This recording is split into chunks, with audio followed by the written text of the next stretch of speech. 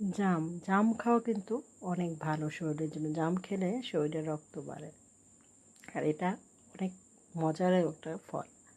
আর এই গাছ পাকা জাম অনেক বেশি মজা হয়, টসটস, আর বিশেষ করে এটা বানিয়ে খেতেও কিন্তু সেই টেস্ট। এখন জামের সিজন না, কিন্তু আপনারা জাম ফ্রিজে রেখে তারপর কিন্তু এটাকে খেতে পারেন। সারা বছর অল্প অল্প করে বানিয়ে খেয়ে নিতে পারেন। এটা খাওয়া খুবই ভালো। পাকা জামগুলো ভালো করে ধুয়ে তারপর একটা বক্সে নিয়েছি। এটা আমি ঝাঁকিয়ে বানাবো।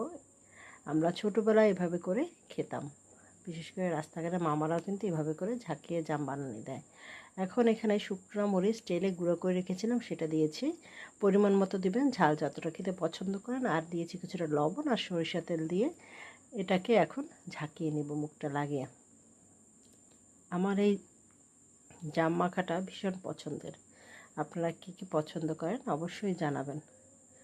আর এই জাম সহসা কিন্তু এখন পাওয়া যায় না, বিশেষ করে কেনা জামগুলো বেশি ভালো হয় না।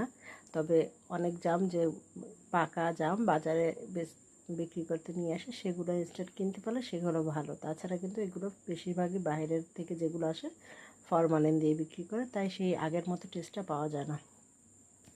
এই জামটা কিন্তু একদমই ঝাঁকানোর পরে গলে গিয়েছে, আর এই জন্য এটাই কিন্তু খেতে বেশি ভালো লাগে। আর কাঁচা জাম মানে একদম শক্ত টাইপের জামগুলো বেশি টেস্ট হয় না। ভিডিওটা কেমন লাগলো অবশ্যই জানাবেন। ধন্যবাদ সবাইকে, ভালো থাকবেন।